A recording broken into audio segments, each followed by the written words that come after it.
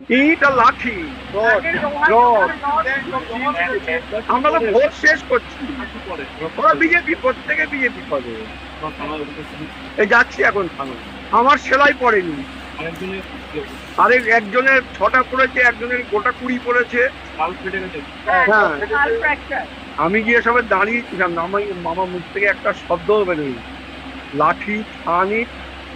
এখানে তো একটা কাটা দেখে বলছে ছুরি জাতীয় কিছু চালিয়েছে, মাকে মারলো, আমায় মারলো। বিশ্বজিৎ দাসবাবুর অসম্ভব খারাপ অবস্থা, পিজিতে রেফার করেছে। এনার বক্তব্য শুনে সময় নষ্ট করে আমার মনে হয় কোনো লাভ নেই। তো মেন বিষয় আসা যাক, যে একটা কথা জাস্ট ভাবো, যে এনার হাতে ব্যান্ডেজ, মাথায় ব্যান্ডেজ, নাকে ব্যান্ডেজ, মানে আর কোথায় কোথায় ব্যান্ডেজ আছে তা স্বয়ং ইনিই জানেন আর ভগবান জানে। কিন্তু আমি একটা কথা না বলেই পারছি না, যে এই যে এনার নাকে এত ব্যান্ডেজ করা, কিন্তু দেখুন মানে ব্যান্ডেজ করার পরও ইনি কত সুন্দর স্পষ্টভাবে কথা বলছেন। মানে সবই আমাদের পিসিমণির অনুপ্রেরণা, এছাড়া কিছুই নয়।